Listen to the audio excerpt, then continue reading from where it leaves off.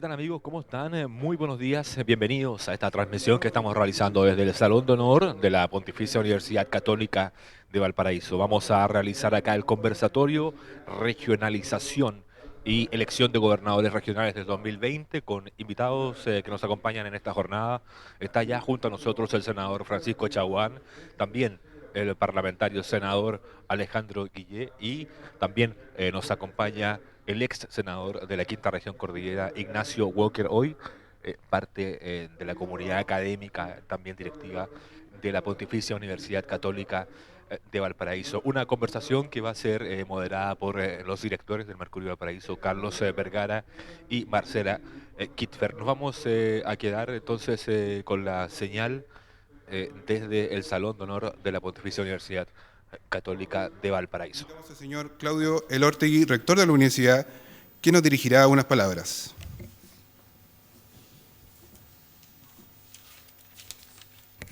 Buenos días, honorables senadores Francisco Chaguán, Alejandro Guillé, señor Ignacio Walker, director académico del taller de descentralización y regionalización de nuestra universidad, señora Marcela Kitfer y don Carlos Vergara, señora Marcela, directora de La Estrella, Carlos, director del Mercurio de Valparaíso, señora gobernadora María de los Ángeles de La Paz, autoridades regionales, don Rodrigo Prado, gerente del Mercurio, autoridades regionales, comunales, autoridades del sector privado. Quiero darles la bienvenida a nuestra universidad, a este conversatorio sobre regionalización que nuestra universidad, conjuntamente con el Mercurio de Valparaíso, hemos organizado para generar un debate, una conversación, un diálogo sobre una materia tan importante, tan trascendente para nuestro país. Nuestra universidad, en la lógica de preocuparse de los grandes temas nacionales, desde la perspectiva universitaria, con la rigurosidad debida, hemos organizado un taller sobre regionalización y descentralización que convoca a distinguidos representantes, personeros de los sectores público, privado, académico, con distintas miradas sobre estos temas que dirige el académico Ignacio Walker, justamente para generar sobre estos temas un diálogo, para ir avanzando en un tema tan importante, pero también que genera ciertos riesgos, como hemos observado en otros países, de tal forma de que no solamente se avance en una descentralización del poder, de las decisiones, de los recursos, sino que se haga con los resguardos debidos para que esto contribuya efectivamente al desarrollo del país, a mejorar las condiciones de vida de la mayor parte de la población. Ese es el sentido también de este conversatorio. Agradezco nuevamente la presencia de todos ustedes y del Mercurio Valparaíso, ¿no es cierto? No es la primera vez que organizamos actividades de este tipo, académicas, ¿no es cierto? Y lo esperamos seguir haciendo. Muchas gracias.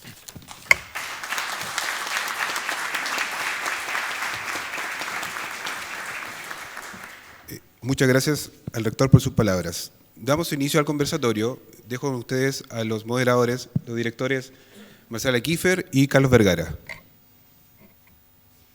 Muy buenos días, muchas gracias por su asistencia. Bien alude el rector a la preocupación que hemos tenido, no me refiero al Mercurio, sino a la Universidad Católica quizás, y a toda la región por este tema, este gran tema que es la descentralización, la regionalización, la elección de gobernadores. Pero también la preocupación de que cada cierto tiempo hay que ver dónde está, parar, detenernos en el camino y ver dónde estamos, cómo avanzamos y cuánta responsabilidad debemos tener en lo que viene o en lo que ha pasado. Al respecto, este seminario, les cuento en breve cómo se inició.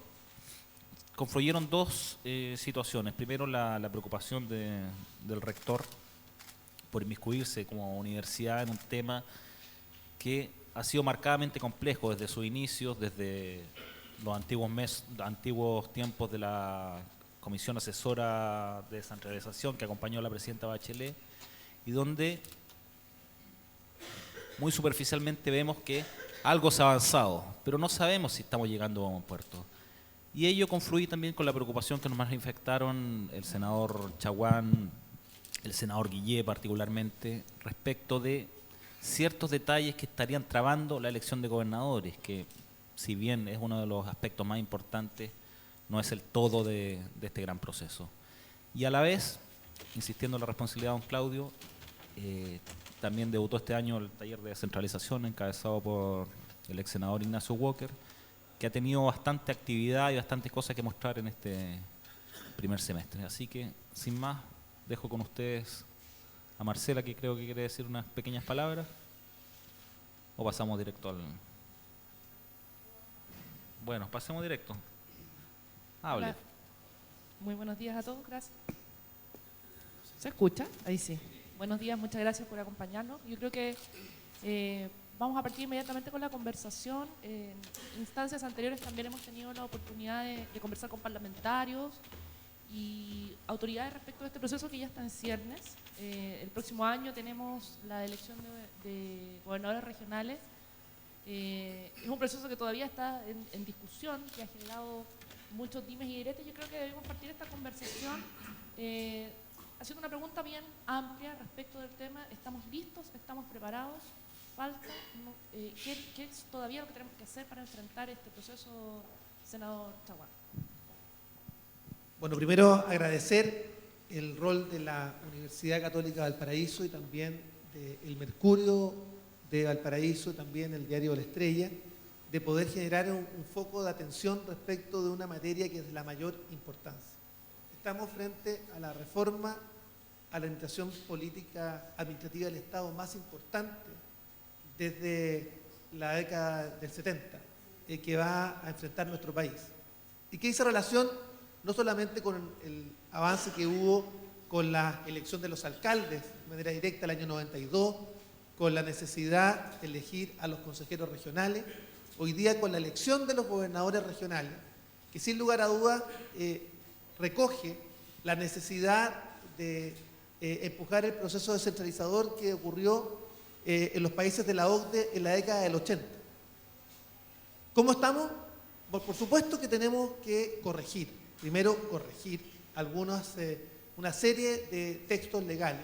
Y por eso nosotros hemos insistido desde la bancada regionalista, que se formó hace 6 años, y donde tanto Ignacio Walker como Alejandro Guillé formamos parte en su momento para los efectos de poder generar la ley corta que nos permitiera resolver algunas materias que quedaron en vacíos legales y que en definitiva pudieran obstaculizar el proceso descentralizador.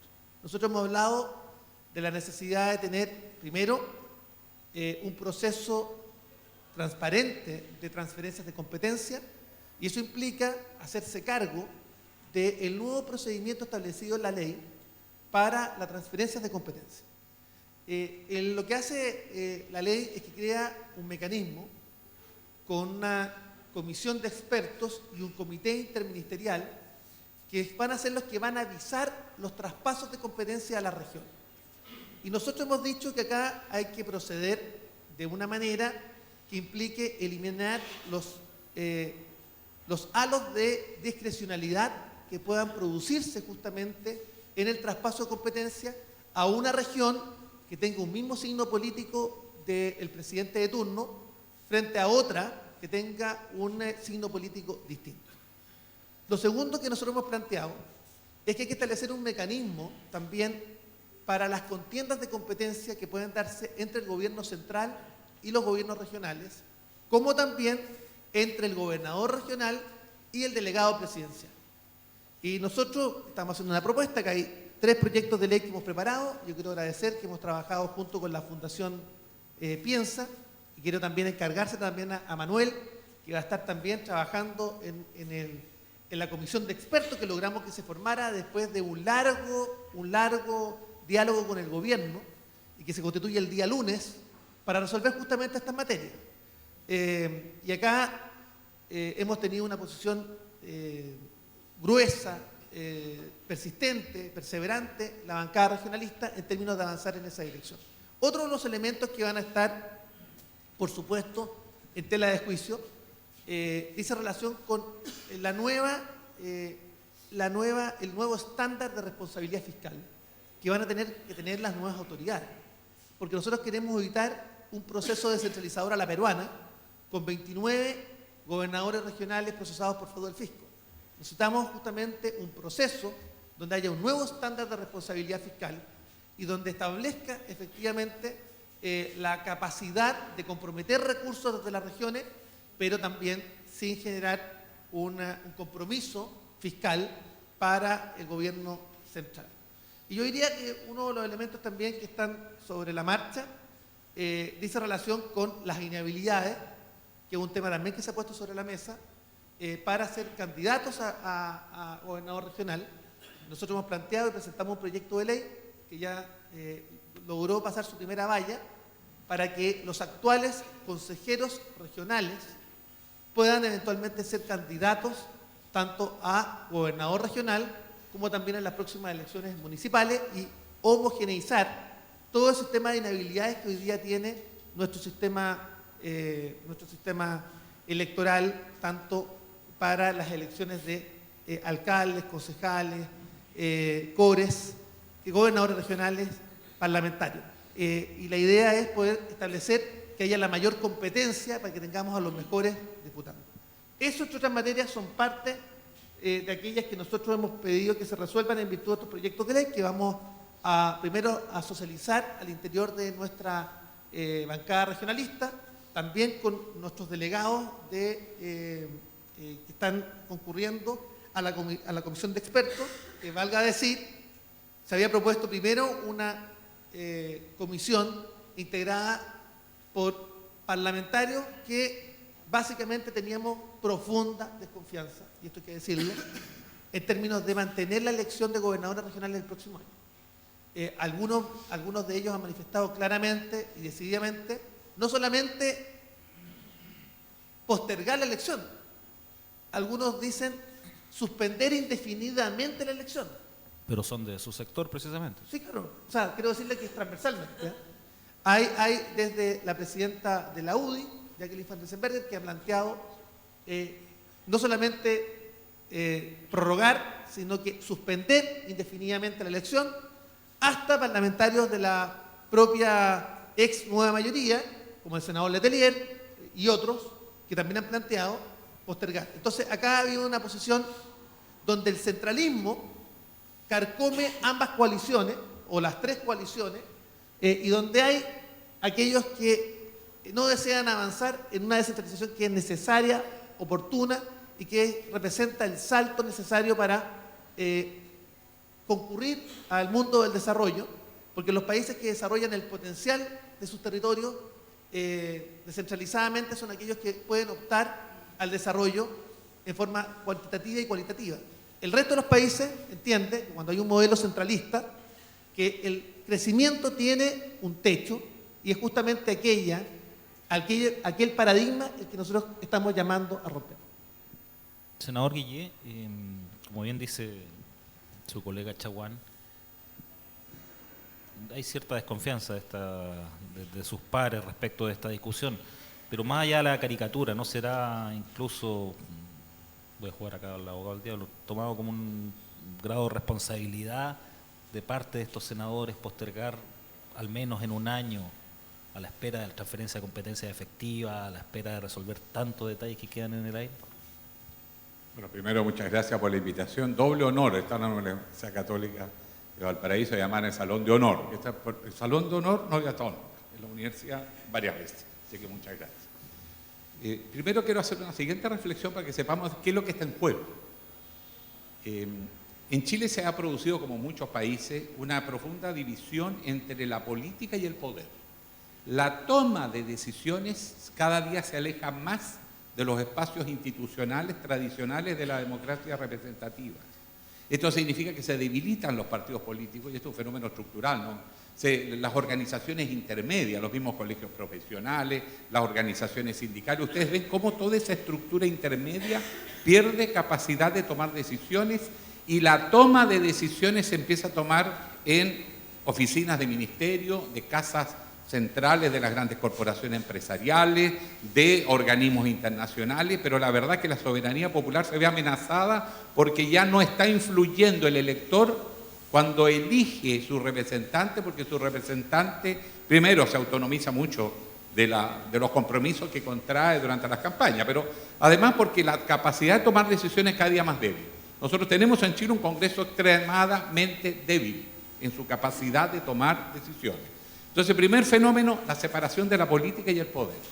Segundo, la separación del mundo de las ideas, del mundo del intelecto, de la elaboración, las propias universidades son un ejemplo, de la toma de decisiones, es decir, la clase política va por un lado y toda esta clase intelectual que le permite dar profundidad a la política va por otro. Las propias universidades han perdido capacidad de influir en la toma de decisiones en su país. Entonces tenemos una dirigencia política que no está elaborando visiones estratégicas del país, que está excesivamente centrada en la coyuntura.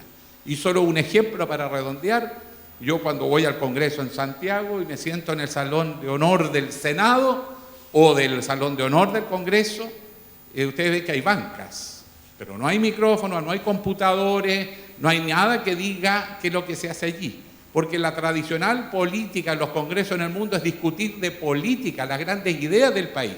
La elaboración técnica, que el inciso tanto del artículo tanto, tradicionalmente lo manejan los técnicos, que son instruidos por los políticos.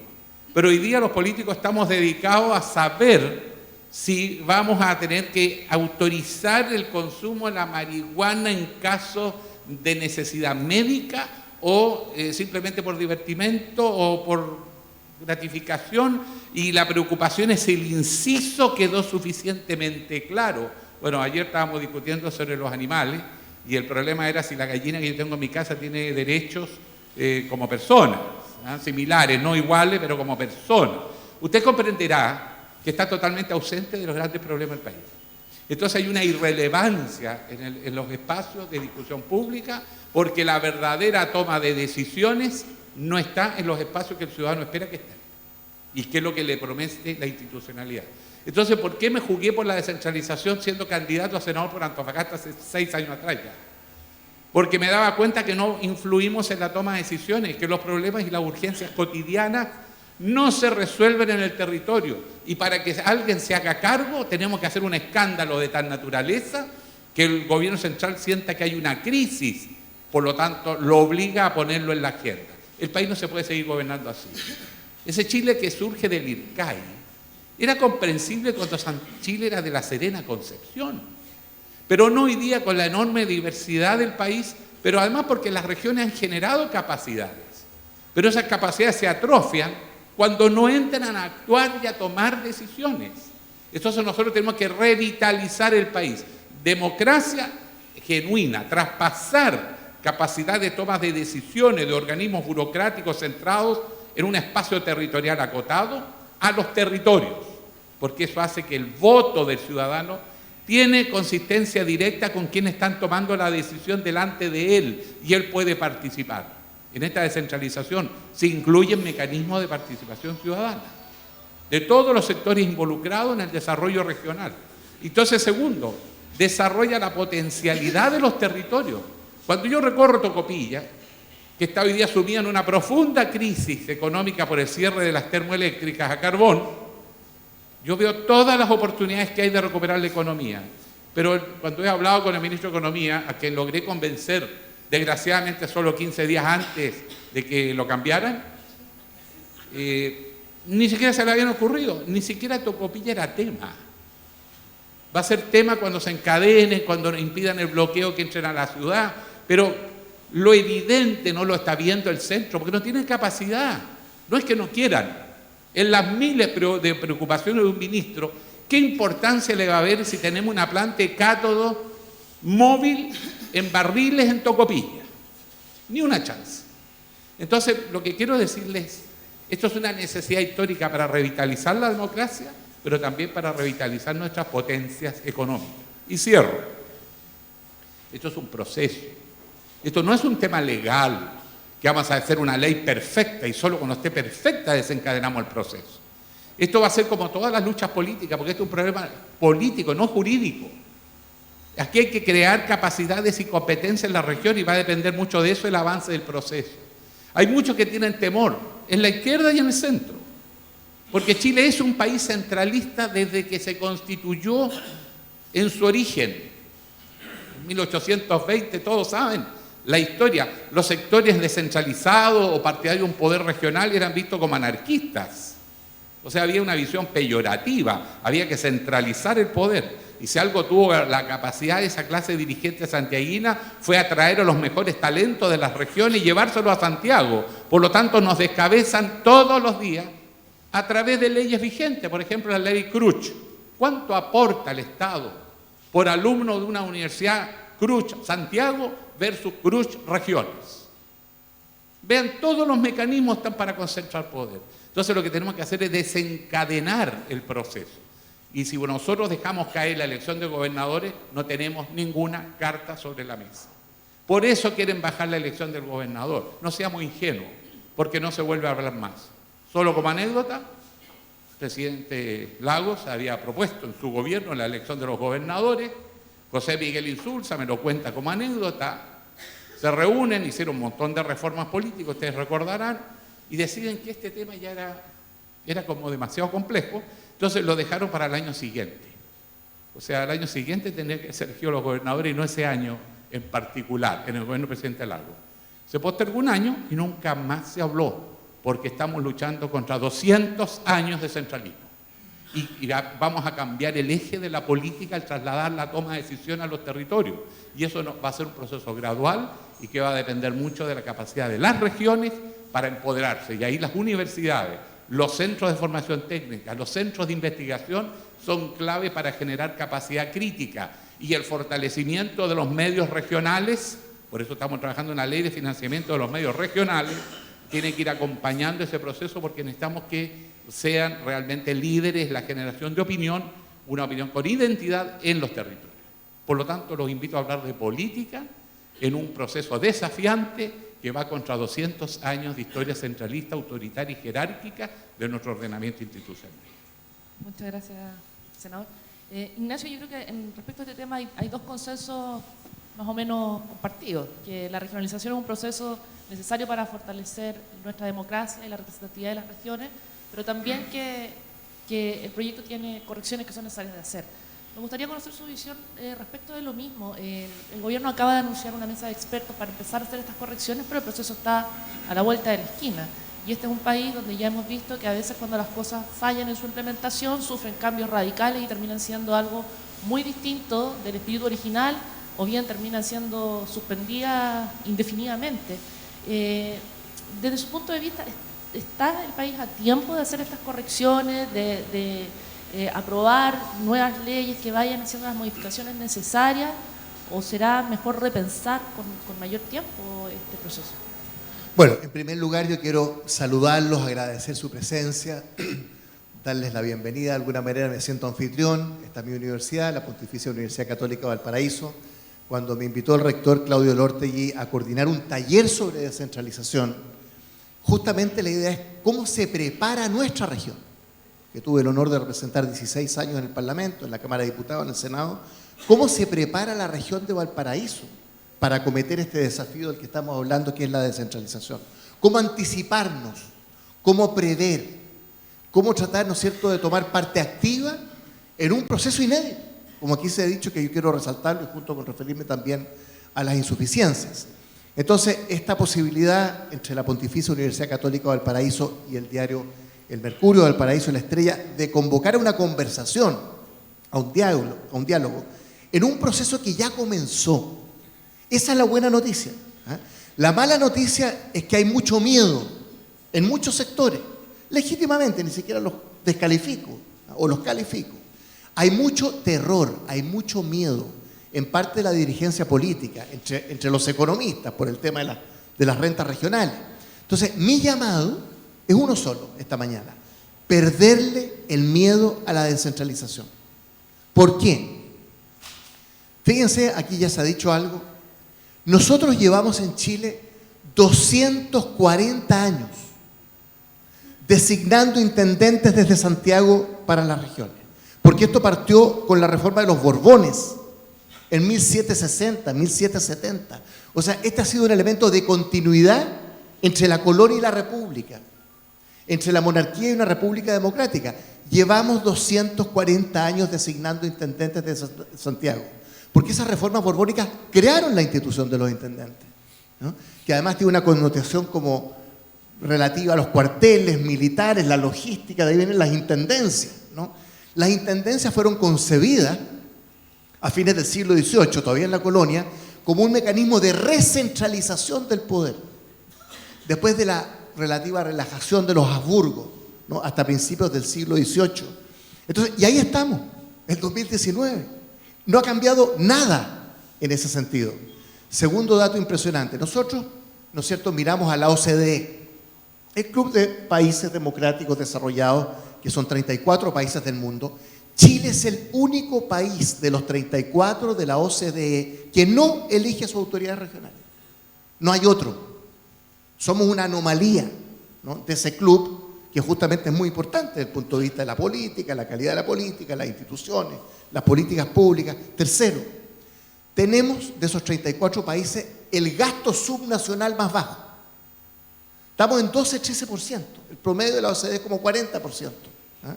Ahora, Chile está muy referido al gasto municipal, porque no tenemos gobierno, ¿no es cierto?, regional autónomo. Quiero decir, perdámosle el miedo a la descentralización. Este no es un capricho de tal o cual gobierno. Mucha gente dice, bueno, ¿y por qué tanto apuro? Yo digo lo contrario, estamos absolutamente atrasados, ¿no? Entonces, cuando yo digo que la noticia es que esto ya partió y que esa es una buena noticia, ¿no?, es porque en febrero del año pasado, ¿no es cierto?, en febrero del 2018, se aprobaron 2 leyes, como ustedes saben. Uno para permitir la elección democrática de gobernadores regionales, por primera vez en la historia de Chile, ya se eligen democráticamente y en buena hora los consejeros regionales, hay varios de ellos aquí presentes. Y 2, tan importante como el anterior, la transferencia de competencia desde el órgano central al órgano regional, para que exista verdaderamente una descentralización que tiene una triple calidad: es política, es administrativa y es fiscal. Esas fueron las 2 leyes, ¿no es cierto?, que se aprobaron y que hay que cumplir, porque si partimos incumpliendo, ¿no?, postergando lo básico, que en octubre de este otro año, según la nueva legislación, se eligen gobernadores regionales, estamos retroalimentando esta sensación de miedo, de inseguridad, a pesar de todos los problemas, de todas las insuficiencias, de la ley corta que se está estudiando, porque evidentemente que este es un proceso que requiere ajuste. Y quedó entonces pendiente una tercera ley, ¿no?, la de renta regional, el tema de los recursos. Pensemos que cuando estamos hablando de descentralización en este nuevo esquema, de hecho estamos hablando de algo bastante tímido, bastante limitado, pero está bien, porque hay que empezar por algún lado. Piensen ustedes que la decisión del gobierno regional hoy día, por ejemplo, en lo que se refiere a la región de Valparaíso, ¿no?, al Fondo Nacional de Desarrollo Regional, que es uno de los instrumentos más importantes desde el punto de vista del gobierno regional, son unos 78.000 millones de pesos. El gasto o la inversión, ¿no es cierto?, de la región a nivel sectorial son más de 700.000 millones de pesos. O sea, la capacidad de decisión del gobierno regional, desde el punto de vista de los recursos, es 1 a 10. Bueno, y el delegado presidencial regional o del delegado regional presidencial va a seguir siendo un elemento como de la continuidad, ¿no es cierto?, de ese funcionamiento del Estado de Chile, y va a tener a cargo todo aquello que no se ha transferido, ¿no es cierto?, al gobierno regional. Y en este momento, otra buena noticia, estamos transfiriendo 15 competencias, ¿no es cierto?, principalmente en 4 ministerios, porque esto ya empezó. Vivienda y urbanismo, transporte y telecomunicaciones, Cercotec y Corfo, ¿no es cierto?, en economía, FOSIS. Entonces ya se están empezando a transferir 15 competencias, ¿no es cierto?, y se están creando las nuevas divisiones, porque hay una nueva estructura organizacional del gobierno regional. Aquí hay varios representantes del gobierno regional que estamos creando, ¿no es cierto?, las nuevas divisiones en fomento productivo, en infraestructura, en desarrollo social y cultural, ¿no es cierto?, para que... Entonces, esto ya empezó, este es un proceso en marcha. Entonces, lo que nosotros tenemos que hacer es monitorear, evaluar, ¿no?, anticipar. Y en ese sentido, bueno, hay que corregir lo que hay que corregir, pero, ¿no es cierto?, sin echar pie atrás en el puntapié inicial, y termino con esto, que es que en octubre del 2020 se eligen democráticamente los gobernadores regionales. Aquí se discutió mucho el tema de la carreta y los bueyes. ¿Por qué no concluir el proceso, ¿no es cierto?, con la elección y empezar con las transferencias de competencias? Yo creo al revés, igual que Alejandro, igual que Francisco, yo creo que había que poner un liderazgo regional por delante, ¿no es cierto? Porque de lo contrario, porque al final, ¿qué es este proceso? Es el paso de un Estado unitario centralizado a un Estado unitario descentralizado. Aquí no estamos hablando de un Estado federal, ¿no es cierto? Va a seguir siendo Estado unitario, pero descentralizado. Y eso es un cambio cualitativo muy importante, ¿no? Bueno, en eso estamos, perderle el miedo, ¿no? Esa es mi primera, por lo menos, aproximación a este tema, con mucho realismo, con mucha responsabilidad, sobre todo desde el punto de vista financiero. Después podemos hablar de otras experiencias. Yo he estudiado el tema de Perú, de Colombia, de Italia, de Francia. Bueno, hay mucho que hablar de la experiencia comparada en esta materia, pero sí, hay que hacer esos ajustes porque hay insuficiencia, pero hay que perderle el miedo a la descentralización. ¿Y cuál es el, Francisco, cuál es el riesgo que hay, que existe? Porque para frenar esto y postergarlo aún más hay que cambiar leyes de quórum alto. No, los riesgos son muchísimos. Primero, de aquellos que tienen profunda desconfianza en que las regiones puedan tomar el norte de sus propias decisiones. Hay aquellos también que le tienen miedo a la participación ciudadana para la elaboración de los planes de desarrollo regionales que surjan con sentido de pertenencia desde los ciudadanos. Y también hay temores desde el punto de vista de los ministerios de Hacienda, desde el punto de vista del manejo de los recursos públicos. Hay otros también que creen que no hay masa crítica que pueda hacerse cargo del proceso descentralizador en las regiones. Y si uno lo aterrizara, acá hay varios temas. Primero, de algunos parlamentarios, y hay que decirlo también con mucha fuerza, diputados y senadores, que ven en el surgimiento de un líder a cargo de la región, como en la figura de un gobernador regional, que pueda ser una sombra al poder que puedan enfrentar o puedan sustentar los propios senadores y diputados. Primer gran elemento. Por tanto, no es menor que, curiosamente, aquellos que han planteado la necesidad de postergar la elección sean justamente aquellos que tienen elecciones parlamentarias a la vuelta de la esquina. Me refiero a elecciones senatoriales. Porque claramente un candidato a gobernador regional que pierde una elección queda en la pole position para enfrentar una elección de senador. Y eso claramente, acá hay temores que claramente son infundados y son mezquinos. Pero también hay aquellos que creen que no hay que desprenderse del poder acumulado por decenios. Y acá quiero mencionar también que desde los propios poderes ejecutivos y del propio Ministerio de Hacienda hay una desconfianza respecto del proceso. Y esto también es un tema no menor.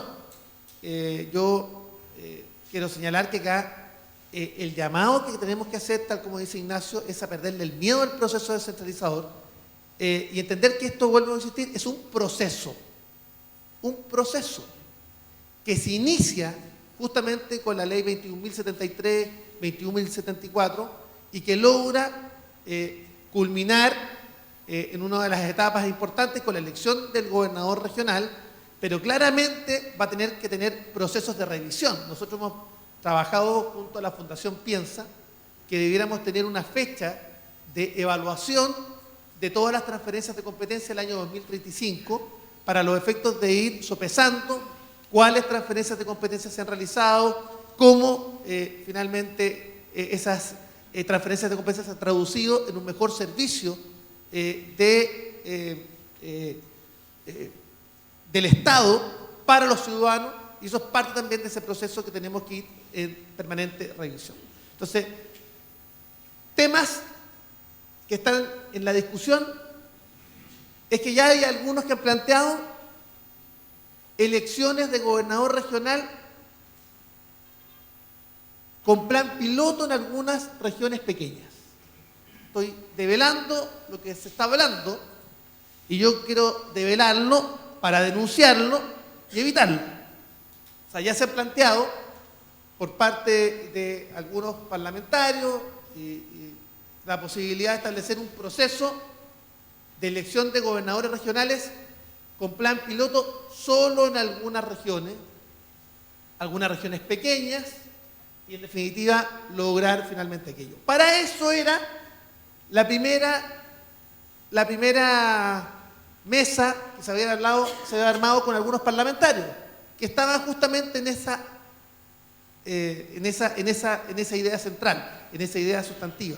Por eso es tan importante que la comisión de expertos que logramos junto a Alejandro Equille que se constituyera, que fuera más transversal, que fuera más técnica, permitiera deslindar los intereses políticos mezquinos del proceso descentralizador necesario que requiere el país. Por tanto, temores hay, temores fundados, por cierto, y acá claramente los concentradores del poder van a tratar de evitar esta elección a cualquier costo, y quiero decirle que hasta que no avancemos en el despacho de la ley corta, yo diría que el temor de la suspensión o de la postergación está presente. Senador Guiller, uno de los temas que se ha tocado en esta conversación es el tema del capital humano en las regiones para asumir estas nuevas competencias que trae el proceso, que en el inicio son 15, pero que se van a tener que ir ampliando a medida que se vaya avanzando. Desde su punto de vista, ¿existe ese capital humano preparado en las regiones? Pensemos en las regiones más pequeñas también y que hoy día tienen menos recursos académicos, profesionales a lo mejor que las regiones más grandes. ¿Y cuál es el riesgo también de que estos nuevos cargos que va a proveer los gobiernos regionales terminen convirtiéndose eventualmente en un botín político, como muchas veces ocurre en torno a las elecciones? Bueno, a diferencia de 200 años atrás, que había una universidad en Chile, y como digo, La Serena, Concepción con suerte, y La Serena con unos poquitos miles de habitantes, Concepción un poquito más grande, era un Chile muy distinto. Hoy día no hay ninguna universidad, región en Chile que no tenga una universidad pública al menos, sin contar las privadas que también hay, o de iglesia, o públicas, y que generan capital humano. Pero hay una tradición de 200 años que en regiones no se toma decisiones. Por lo tanto, el cambio que se requiere aquí es un cambio cultural. Una cosa es ejecutar una política pública desarrollada en un ministerio y otra es elaborar el plan estratégico de la región y tomar decisiones. Efectivamente, ese cambio cultural es todo un complejo proceso que el país tiene que asumir. En consecuencia, siempre hemos planteado la descentralización primero como un proceso político de transferencia de poder, pero ese proceso tiene una doble cara. No es solo el que delega, es también el que tiene que ganarse el espacio. Y por eso que este es un desafío que convoca, y yo decía, el tema del divorcio entre la política o el espacio de los políticos y el espacio del mundo de las ideas, el mundo de la ciencia, de la investigación. Necesitamos juntar esa capacidad crítica con la capacidad ejecutora. Y por eso que el desafío para la región es desencadenar un proceso social y político. Esto no es un tema jurídico, tiene un componente jurídico. Pero la capacidad de las regiones, fortalecer los medios regionales, fortalecer las universidades regionales, ir por la pelea por los presupuestos, terminar con los incentivos perversos hacia la centralización cuando se discuten los presupuestos. ¿Cuánto se está gastando en transporte en Santiago y nos metieron una ley espejo? Ver cómo se ejecutan. Ni el 10% de la ley espejo en regiones va a transporte. Siempre nos engañan, siempre nos dan vueltas las leyes. Las leyes están hechas para contribuir a la centralización. Nuestros mejores alumnos los atraen las universidades en el centro y ya no vuelven a las regiones. Nos descreman año por año. Mientras no podamos fortalecer nuestras instituciones en regiones, por supuesto se nos escapa el capital humano. Y el segundo, el fenómeno de la centralización no existe solo en relación a la capital política y el resto del país, existe dentro de las regiones. Las ciudades más grandes se comen a las medianas y a las pequeñas. Y se genera una relación metrópoli-satélite entre el centro y las regiones y dentro de las regiones. Entonces necesitamos generar equipos técnicos, pero ahí también viene el desafío a la clase política. Digamos las cosas con franqueza. Esto se ha ido deteriorando al punto que los partidos políticos cuando ganan el gobierno creen que esto es la tropa de asalto del Morro de Arica. Esto se barren con todos los funcionarios públicos y vamos metiendo a los activistas. Estos activistas tontos no son, empiezan a aprender, entonces viene otro gobierno y barre con los que estaban. Eso destruye el Estado. El Estado chileno ha perdido eficiencia, porque se ha perdido la carrera profesional del funcionario que trabaja para el gobierno de turno, pero en una visión de Estado. No es el funcionario que lo ponen y lo sacan porque es un activista, porque no saben tomar decisiones. Ejemplo, inversiones en regiones. ¿Cuánto se demoran en evaluar un proyecto? El impacto ambiental es una brutalidad, porque no tienen idea, entonces tiran los proyectos a los cajones, porque no saben qué decir. Y prácticamente en todo Chile se toman todo el tiempo hasta el tope y recién resuelven.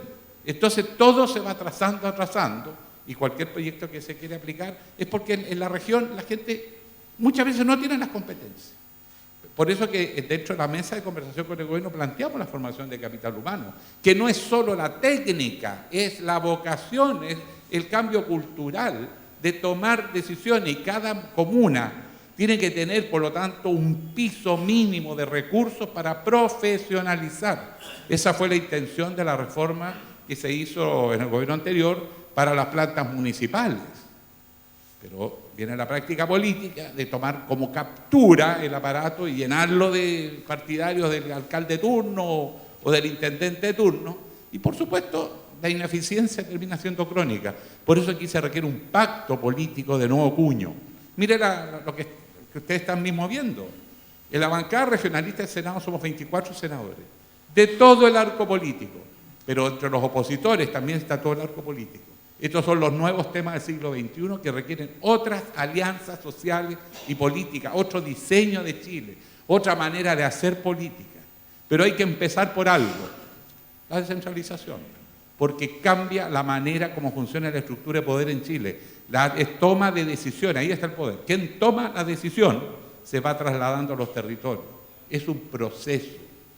No hay un Big Bang, por eso no se asusten. Va a depender de cuánto somos capaces de avanzar en regiones y empoderarnos en las regiones con una vocación regionalista, más allá de las legítimas diferencias políticas que cada uno propondrá para desarrollar su región. Pero hay comunes denominadores de que aquí lo que hay es un cambio en la estructura de poder y un cambio en la manera como se toman las decisiones. Si lo tenemos claro, sabremos dónde ir. Ignacio, respecto del proceso de regionalización que cita el senador Chaguán de los años 70, me gustaría que evaluara usted lo que se hizo durante el periodo del general Pinochet, de ponerle números romanos a las regiones y concentrar diversas facultades en una u otra con un amplio poder centralista. Que me hicieron una evaluación de eso en términos de aciertos y errores de ese proceso, y luego el por qué, que me respondiera por qué durante los 30 años, 20 y tantos años de concertación finalmente no se hizo nada tan potente como lo que se está haciendo ahora o se hizo antes. Bueno, la reforma administrativa en la época de la dictadura, ¿no?, que dirigió en su momento el general Canesa, quiero decir, fue una cosa bastante militar. Las regiones con números, muy vertical, muy jerárquica, ¿no? Obviamente sin ningún tipo de participación desde las regiones por las características del régimen político. Pero fíjate que desde 1990 hasta parte, o sea, 29 años, toda candidatura presidencial bajo cualquier gobierno siempre tiene un tremendo capítulo sobre descentralización y regionalización. Ahora, hubo otras prioridades, sin duda. La transición democrática, la consolidación, los temas de derechos humanos, la elección de alcaldes del año 92, que fueron las primeras, ¿no es cierto?, medidas que tomamos. Ahí no nos quedamos dormidos, retomando una historia, una tradición. Pero el punto es el siguiente, mira, yo creo que tenemos que evitar dos cosas. Uno, tenerle miedo, hay que perder el miedo, ¿no? Y dos, asumir una actitud como quejosa. El gran temor de mucha gente es que estos nuevos gobernadores regionales se vayan a constituir una especie de sindicato, que van a manifestarse a la moneda, ¿no es cierto?, para exigir más recursos. Esta institucionalidad que ya tenemos sin ninguna reforma tiene instrumentos muy importantes, que van a ser un desafío tremendo para el nuevo gobierno regional. Por ejemplo, autoridad metropolitana. Esa es una innovación fundamental. Piensen ustedes en el Gran Valparaíso. Valparaíso, Viña, Concón, Quilpué y Alemana, que tienen que ser básicamente esas 5 comunas. En nuestra región de Valparaíso hay varias regiones, Está la del interior, que yo conozco bien porque representé las 26 comunas, las provincias agrícolas, con mucho dinamismo productivo, social, infraestructura, etcétera. Está San Antonio con toda su dinámica, ¿no es cierto?, portuaria, en fin, que tiene proyección del futuro. Pero el Gran Valparaíso va a tener un instrumento, que es la autoridad metropolitana, en temas de desarrollo urbano, de transporte, de residuos, de medio ambiente, que es calidad de vida. Entonces, ¿cómo esta conurbación de estas 5 comunas del Gran Valparaíso, que son 1 millón de personas, ¿no?, pueden disponer de este instrumento, la autoridad metropolitana, para mejorar la calidad de vida de sus habitantes? Segundo, la Comisión Regional de Innovación, Ciencia y Tecnología. Casi no hablamos de eso. Eso está en la ley, no requiere ninguna transformación. Eso ha revolucionado. Yo estaba mirando, les decía, las experiencias de Europa, América Latina, en este taller de descentralización que estamos haciendo aquí en la universidad, con expertos, en fin, conversando, intercambiando experiencias. Y ustedes tienen, por ejemplo, Europa, la Unión Europea, que tiene un ranking de competitividad regional. Esos son los países, los 28 países de la Unión Europea, pero las regiones dentro de los países, ¿no?, que se internacionalizan porque estamos en la globalización. Entonces uno ve, por ejemplo, que la Emilia-Romagna, con Bolonia, en Italia, ¿no?, ha sido, que partió el año 70, 71, con la elección, ¿no es cierto?, de su gobernador, ha sido un caso exitosísimo en relación a otros que no han sido tan exitosos. ¿Por qué? Porque dijo dentro de la región, bueno, usted se va a encargar del tema agroalimentario, usted el tema de biotecnología, ¿no?, aquí el desarrollo aeroespacial, ¿no?, y fueron distribuyendo, planificando un desarrollo desde abajo, ¿ah?, bottom-up, como se dice, desde los territorios inteligentes, todo el tema de la tecnología, de la ciencia, de la innovación.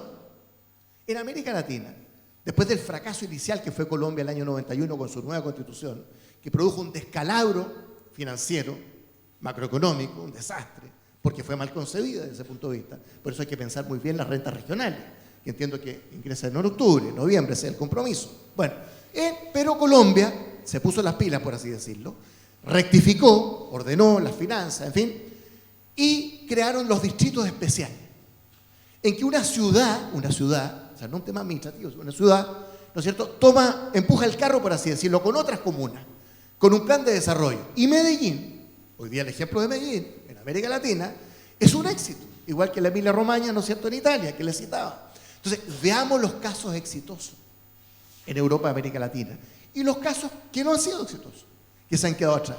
Lo que te quiero decir, Carlos, hay muchos instrumentos en esta ley. Podría citar otros, ¿no? Las 3 nuevas divisiones, cuando hablamos de fomento productivo, por ejemplo, el turismo en esta ley es un énfasis muy importante en nuestra región de Valparaíso. El turismo debe ser... ¿Qué tal, amigos? ¿Cómo están? Buenos días. Estamos transmitiendo desde la Pontificia Universidad Católica de Valparaíso el seminario de regionalización y elección de gobernadores 2020 junto a Ignacio Walker, ex senador de la República, y los parlamentarios Francisco Chaguán y Alejandro Guillet. Dejamos el escenario central, ahí también están los directores del Mercurio de Valparaíso, Carlos Vergara y Marcela Kitfer de la Estrella de Valparaíso. 2020, porque eso ya tiene otro tipo de connotaciones. Nosotros podemos aprovechar muchos de estos instrumentos que ya están en la ley para realmente marcar una diferencia. Entonces, más que en los años 70, te fijas, ¿qué es lo que viene hacia adelante a partir de esta nueva institucionalidad? Dejar de quejarnos, ¿ah?, de ver el vaso medio vacío, ¿no?, y de entender que aquí hay una oportunidad. ¿Es una panacea? No. ¿Están las regiones preparadas? No están preparadas. Hay que prepararlas. Se están preparando, se están capacitando, están creando las divisiones, el administrador regional, que también es un tema importante desde el punto de vista de la gestión, ¿no es cierto? Entonces, mi llamado no solo es a perder el miedo, sino que aprovechar esta institucionalidad tal cual es, con algún grado de confianza. Nuestro taller no toca el tema electoral, es un tema para los partidos, los parlamentarios. Vemos el tema gestión, ¿no?, transferencia de competencia, modelos de descentralización, características de nuestra región de Valparaíso, con sus 38 comunas, en fin, con la diversidad, ¿no?, los polos productivos. ¿Ah? Entendamos que las barreras político-administrativas de nuestro país no corresponden a la realidad productiva, ¿no? Entonces, la macrozona central, la macrozona del norte, o del norte chico, o del sur, o de la Patagonia, tenemos riqueza, potencial tremendo. Y esta ley, esta institucionalidad, tal como está, genera instrumentos, ¿no es cierto?, para gestionar, ¿no? Por ejemplo, lo que decía innovación, ciencia y tecnología, que lo ponemos como a la cola del proceso y que es la clave por la revolución tecnológica que estamos viviendo en el mundo, ¿no es cierto?, para procurar algunas avenidas de desarrollo. Entiendo la evolución, y no va a ser yo quien defienda al general Canessa, pero algo bueno de haber tenido, algo rescatable de haber tenido ese proceso que ya lleva más de 40 años y solo le cambiaron los números romanos por nombre, o sea, no se han hecho mayores cambios respecto de ese... Pero tú ves, Carlos, cómo se han ido creando nuevas regiones, cómo hay discusión en todas las regiones, incluido la nuestra. Pero Mira, dos o tres regiones. O sea, pero déjame decirte en una palabra.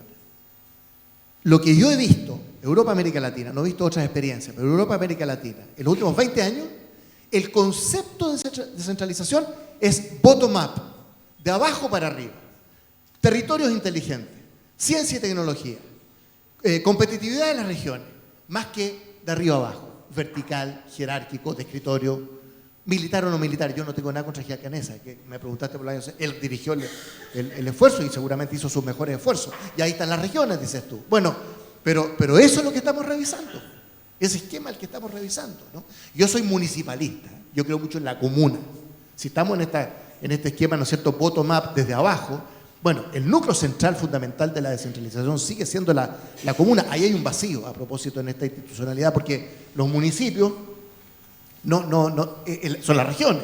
Estamos viendo descentralización en cuanto a regionalización, pero las regiones tienen que imbricarse con los municipios y vincularse desde los municipios y articular a los municipios.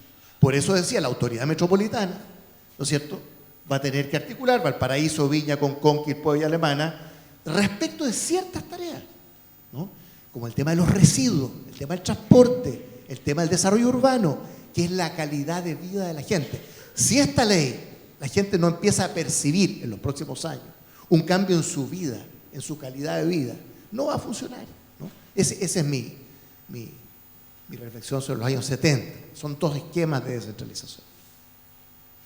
Senador Chaguán, quisiera mantenerme en ese tema más político que se ha hablado recientemente, porque hasta ahora hemos visto a todo el mundo hablando como de la arquitectura del sistema, ¿no?, corrigiendo los detalles del diseño, pero ¿en qué momento o qué herramientas hay que hacer ahora para traspasar esto al pueblo finalmente, que es el que tiene que respaldar a estas nuevas autoridades y el que va a generar ciertos niveles de expectativas también con el proceso de regionalización?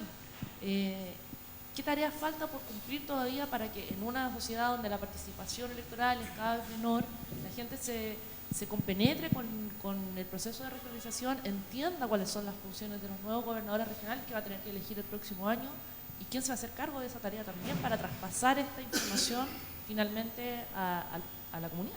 Sí. Entrar definitivamente a la pregunta, pero antes de hacerme cargo del punto que planteaba Ignacio.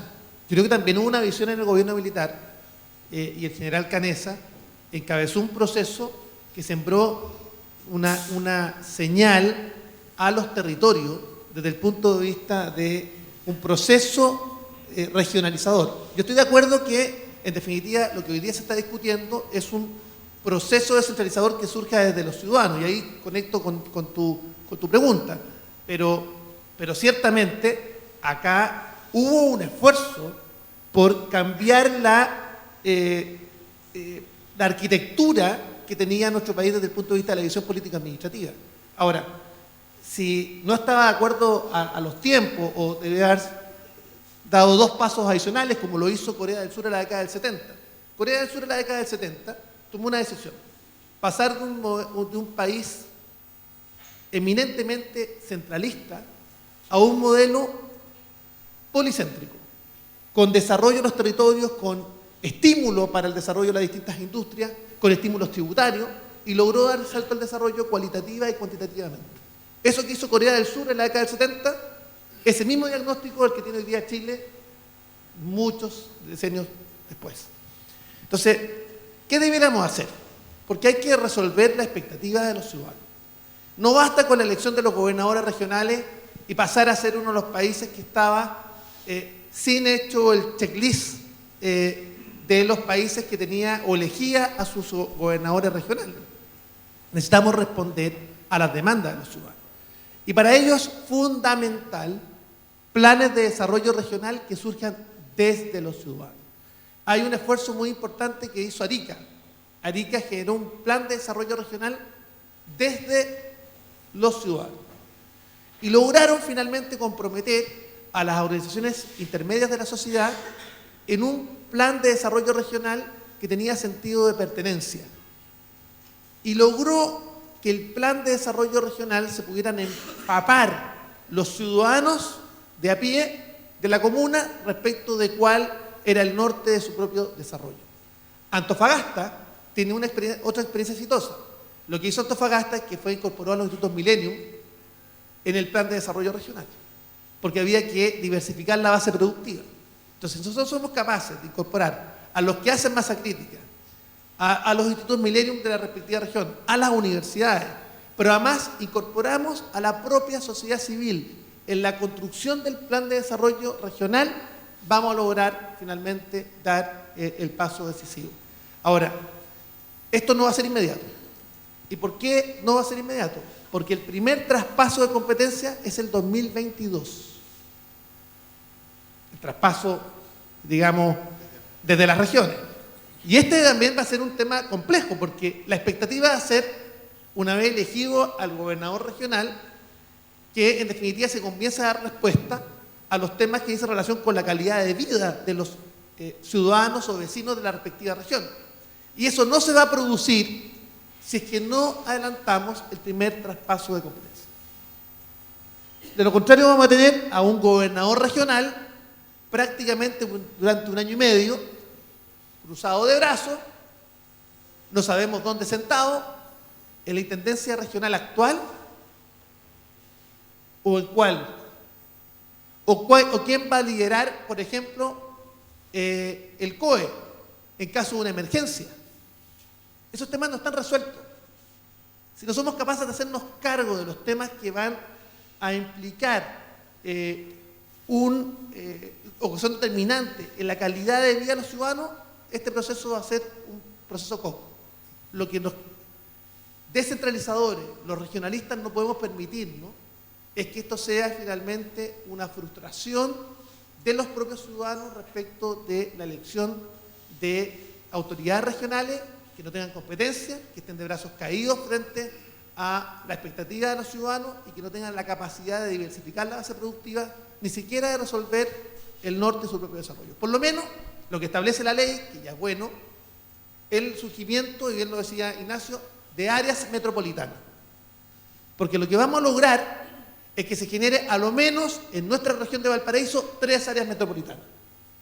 Va a haber un área metropolitana del Gran Valparaíso, va a haber una área metropolitana de la Concagua y va a haber un área metropolitana de la provincia de San Antonio. 3 áreas metropolitanas que están perfectamente resueltas. Y eso nos va a permitir generar a través de la autoridad metropolitana y generar también desarrollo y potencialidad de esos territorios. Yo diría que el desafío es mayor, pero para eso también hay que terminar con la trampa. La trampa que nos pone el centralismo. Miren, les quiero contar una cosa. Para lograr un RS de un proyecto, pensemos, por ejemplo, el molo de abrigo. Con los actuales criterios de los ministerios de desarrollo social, hoy día no tendríamos un RS para la construcción del molo de abrigo. O proyectos emblemáticos, por ejemplo, saltando a otra región, lo que nos costó, o esta misma, lo que nos costó sacar adelante la declaratoria de interés público para el tren rápido Santiago-Valparaíso. O cómo están esperando los vecinos de Coquimbo y La Serena para la declaratoria de interés público para el tranvía que una Coquimbo con La Serena, cuando hay capacidad, iniciativa privada, cuando hay inversores que están disponibles para colocar los recursos sin subsidio del Estado. Entonces tenemos un problema estructural, puesto que cada vez que tenemos un proyecto emblemático, miren, borde costero entre Concón y Reñaca, tenemos que ir a golpear la puerta, primero del Ministerio de Desarrollo Social, para que ese proyecto tenga un RS. Pasa por criterios técnicos desde Santiago, mirado desde un escritorio, sin capacidad finalmente de entender los impactos que proyectos de esa naturaleza tienen en la respectiva región.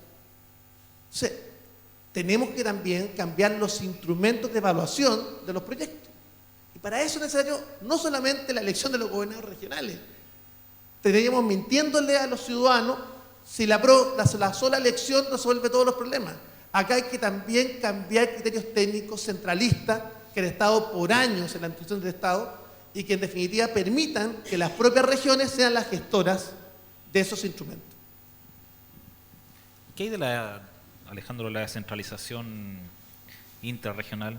Me acordé ahora del pobre alcalde de San Felipe, que fue una vez al diario a almorzar y alegaba que le salía más caro venir a Valparaíso que ir a Santiago, que la próxima vez nos juntábamos allá. 2 días después me acuerdo que subieron el peaje de Las Vegas, la carretera de allá, y se la tuvieron que tomar el peaje de Las Vegas una semana hasta que lo bajaran. ¿Qué hacemos con eso? ¿Cómo se resuelve eso? ¿Y cómo terminamos? Y me hago cargo yo también, o sea, el mismo Mercurio Valparaíso, caemos también nos concentramos en el Gran Valparaíso, La Estrella, pero a la vez San Antonio tiene más que ver con Melipilla y San Felipe de los Andes más con Santiago que con nosotros. Es tan complicado, están bien hechas las regiones. ¿Cómo se resuelve eso? Me gustaría reflexionar al respecto. Bueno, yo señalaba muy de paso en la anterior intervención que Chile tiene 2 problemas. Uno es el centralismo en relación a la capital política y otro el centralismo dentro de las regiones, porque se replica el mismo modelo. Por lo tanto, si nosotros empezamos a trasladar el traspaso de facultades desde el gobierno central a los gobiernos regionales, también tenemos la tarea del fortalecimiento de los gobiernos locales, los municipios. Ahora, hay tareas que hay que irlas haciendo en paralelo, pero obviamente una revisión de la ley orgánica de municipalidades se nos viene de cajón. Las atribuciones de un concejal son mínimas, incluso las condiciones para trabajar son casi inexistentes, depende mucho de la voluntad del alcalde de turno. Los COSOC, los consejos de la sociedad civil, pasa lo mismo. Y por supuesto la pugna por la distribución de los recursos.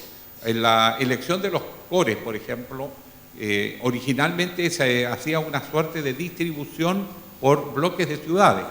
Hoy día es simple cifra repartidora. Obviamente una ciudad grande elige más CORES que las pequeñas y termina acentuando la centralización dentro de la región. Uno de los problemas que tenemos es eso. Necesitamos que las universidades regionales tengan sedes en toda la región. Pero para eso hay que darle los recursos, porque dar tarea es como cuando hacemos cambios en las leyes en el Congreso Nacional a los municipios y no le pasamos la plata. Entonces los alcaldes dicen, bonita la ley que nos mandó, pero no nos mandó la plata. Entonces nosotros necesitamos también tener una ley de rentas regionales que se distribuya por ley. Esa es una de las razones por las cuales hemos insistido que haya una ley de rentas regionales, porque una cosa simple para enfrentar el tema de los recursos es que el propio Fondo Nacional de Desarrollo Regional lo aumentemos del actual 7-8%, por ejemplo, a un 15%, que es una meta concreta que se propone en mediano plazo para llegar a largo plazo al 30%. Eso ya desencadena una redistribución de recursos significativa, pero no nos resuelve qué pasa con el gobierno de turno.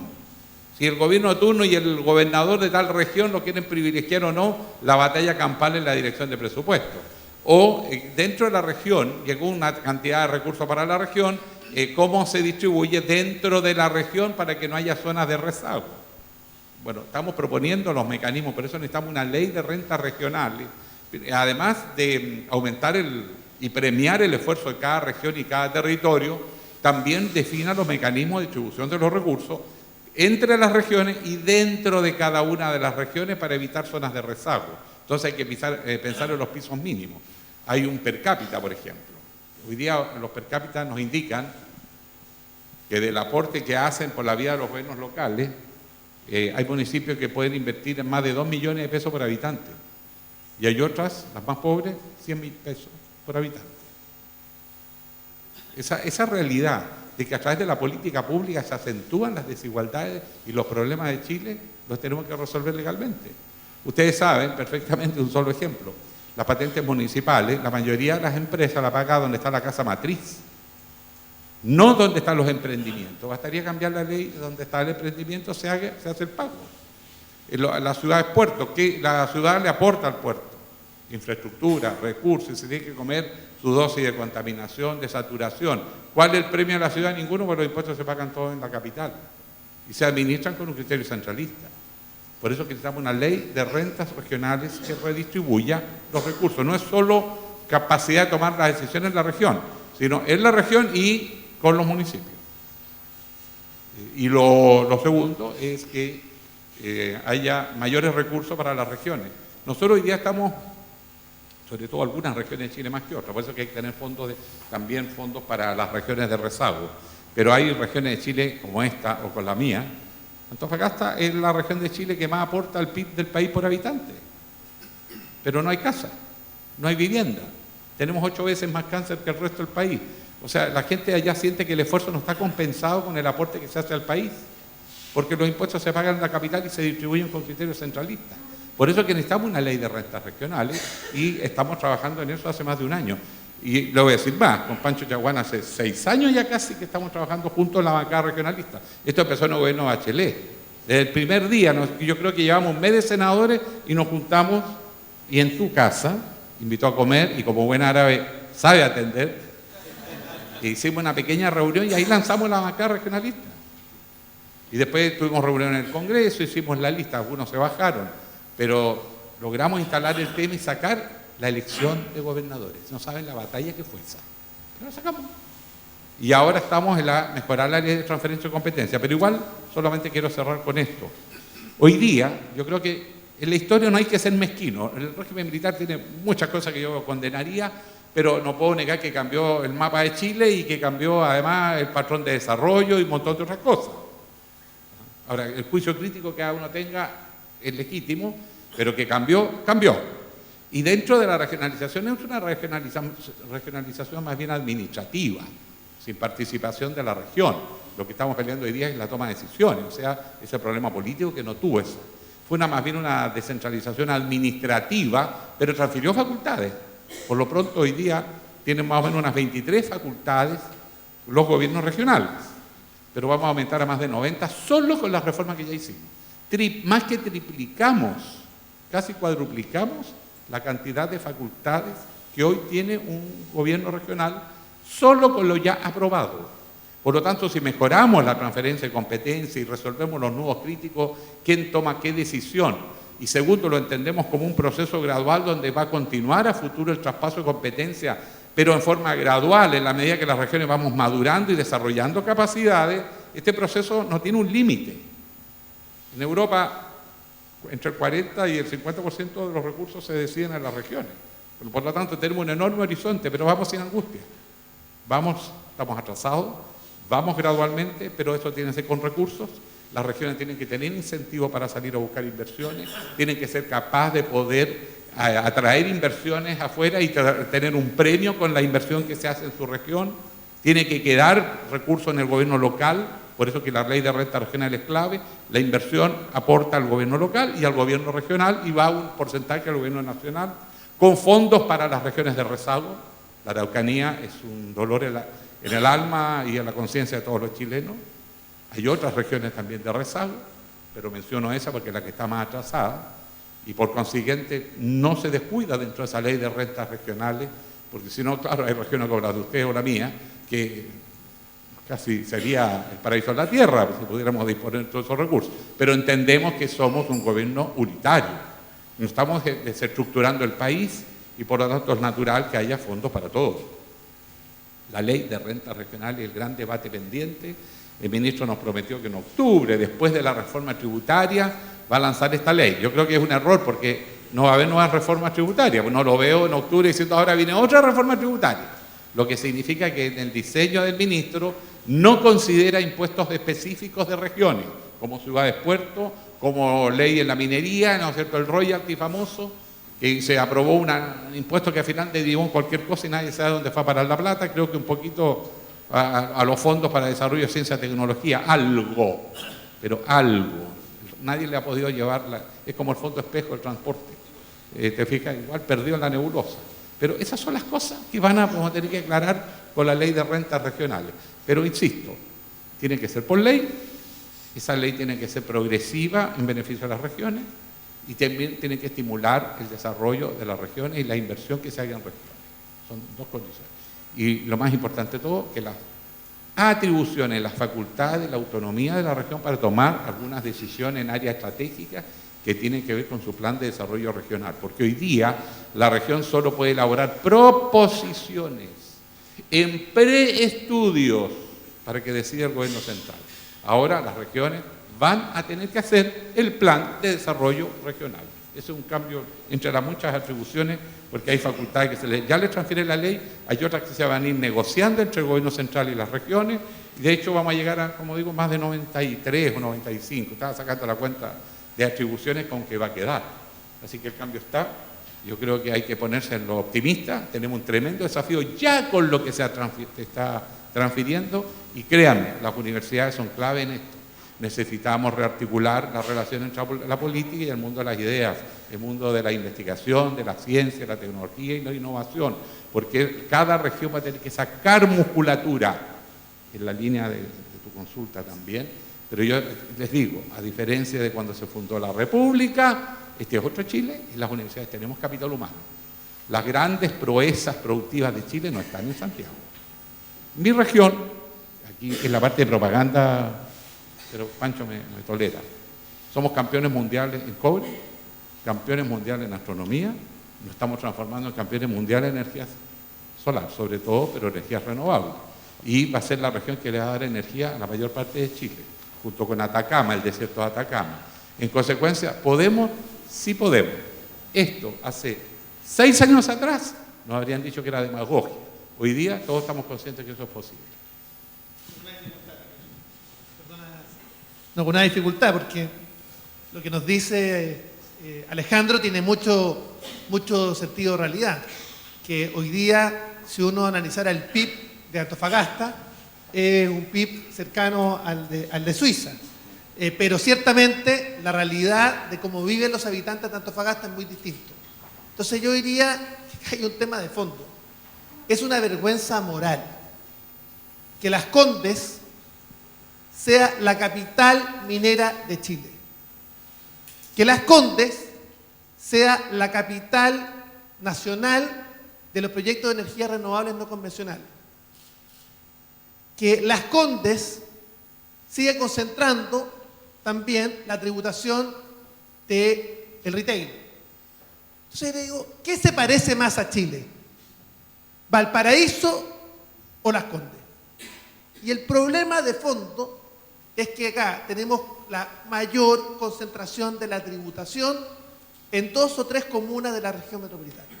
Y eso habla de la inconsistencia, y eso habla del paso necesario siguiente, no solamente de elaborar musculatura, de generar planes de desarrollo regional, sino que dice relación también con la necesidad de contar justamente una nueva ley de rentas regionales que dé cuenta de este proceso descentralizador y además con una nueva norma de responsabilidad fiscal, no solamente para los gobiernos regionales, sino también para los municipios, que van a tener una labor fundamental debido a que los municipios van a estar en la trinchera del servicio y del cambio estructural que se requiere este proceso. Porque acá se requiere no solamente transferir competencias a las regiones, se requiere también potenciar el rol de los municipios. Ignacio, como anfitrión, le quería pedir una última reflexión para cerrar este interesante seminario. Bueno, primero agradecer a todos ustedes, a Francisco, a Alejandro. Compartimos muchos de estos debates en el Senado. Yo partí en los años 90 como diputado, casi como una voz en el desierto, con algunos pocos. ¿Tú te acuerdas, Pancho, que realmente hablábamos de este tema de la descentralización como un aspecto de la democratización? Porque la democratización va a ser incompleta si no hay transferencia de recursos, de poder, de atribuciones, de competencias, ¿no es cierto?, hacia la unidad regional, el gobierno regional e, insisto, el gobierno municipal. Porque aquí lo que hay que tratar de lograr es esta conexión más cercana entre gobierno regional y gobierno municipal. Las regiones futuras, el gobierno regional futuro tiene el peligro, la tentación de volcar su atención a Santiago, ¿no es cierto?, de ir a pedir a Santiago, de que su relación verdadera sea con el gobierno central, cuando el gran desafío de los futuros gobiernos regionales es para abajo, hacia adentro, de cómo relacionarse y potenciarse con los municipios, ¿no?, con los 38 municipios que tenemos en nuestra región, y cómo respetar la diversidad de vocación productiva, ¿no es cierto?, de cada una de las regiones. hablabas de Antofagasta, conocemos aquí la región de Valparaíso. Cada región tiene su potencial. Entonces, mi reflexión final, y esto es algo que ha salido en este taller que estamos haciendo, que ha sido una experiencia muy interesante, con un bajo perfil, sin tocar temas electorales, viendo hacia el futuro más que hacia el pasado, es ver cómo aprovechar. Porque ya le estamos encontrando, porque los tiene, muchos problemas, muchos vacíos, ¿no? Y yo felicito a la bancada regional, la ley corta, por supuesto que eso tiene que ser una realidad, pero con lo que tenemos, en relación a 240 años de centralismo, insisto, porque no solo la República, es desde los Borbones, de fines del siglo XVIII hasta hoy día. Y a propósito, para cerrar el capítulo de Gibán Canessa, mi crítica era que el Estado unitario centralizado se mantuvo. ¿Te fijas? Entonces, ahora estamos avanzando a un Estado unitario descentralizado. Ese es el verdadero cambio, ¿no?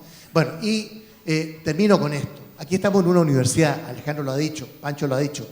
La oferta universitaria, no solo universitaria, técnico-profesional, educación superior, técnico-profesional. Piensen ustedes aquí en el Gran Valparaíso, también hay manifestaciones en el interior. Aquí en el Gran Valparaíso, la oferta universitaria, del punto de vista del conocimiento, de la innovación, de la ciencia, de la tecnología, aquí hay una mina de oro. Si el futuro es el conocimiento, el futuro son los datos, es la información, es el nuevo petróleo, ¿ya? Y las universidades, los centros de pensamiento, que han estado bastante ausentes, ¿no es cierto?, en esta discusión sobre descentralización.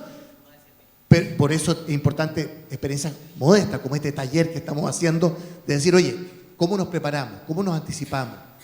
¿Cómo se puede prever el escenario futuro? No de la elección solamente de octubre del año 2020, que eso es pasado mañana, ¿no? Sino que de los próximos 10, 12 años, porque termino con esto. Tal vez hay dos grandes falencias, a mi juicio, estructurales en esta institucionalidad. Primero, que no hay un horizonte de tiempo de conclusión. Bueno, y este proceso de transferencia de competencias concluye, por lo menos una primera etapa, ¿cuándo? Fundación Piensa, varios han dicho, espacio público, mire, el 2030, 12 años, ¿no? Creemos un horizonte donde a esa altura, 2030, que es pasado mañana, debiéramos haber transferido tal tipo de competencia a la región. Y vamos evaluando, por supuesto, monitoreando en el camino, ¿no? Y la segunda gran falencia es que no hay un mecanismo de solución de conflictos de competencia, que van a existir, ¿no? Porque el delegado regional presidencial con el gobernador regional van a tener, ¿no? Por eso en Francia fue muy importante, cómo se delimitan las competencias de uno y otro, para que no haya duplicidades. Pero ¿qué pasa si hay duplicidad, si hay conflicto, si hay tensión? ¿Quién dirime? En la experiencia comparada están los tribunales contenciosos administrativos, que fue una aspiración de la Constitución del 25, que nunca se materializó. Claro, hoy día tenemos el Tribunal Constitucional, pero está sobre recargado. El Tribunal Constitucional chileno está hoy día fallando. Bueno, ese es otro tema. Pero quiero decir, hay cuestiones pendientes, ¿sí? Pero aquí está, en esta ley, en esta institucionalidad, sin moverle una coma, una mina de oro, de un potencial para que las regiones, sin una actitud quejumbrosa ante Santiago, sino que con una relación virtuosa con sus focos productivos, con sus municipios, con sus universidades, ¿no es cierto?, vayan generando realmente condiciones de desarrollo del siglo XXI, ¿no? Por eso insisto, si yo fuera gobernador regional, que no lo voy a hacer, pero si yo fuera, diría innovación, ciencia y tecnología, prioridad absoluta, número uno, porque es allí donde está, ¿no?, la fórmula de desarrollo del siglo XXI. Bueno, y con la candidatura de Ignacio Walker cerramos esto. Les pido un gran aplauso y les agradezco a todos los...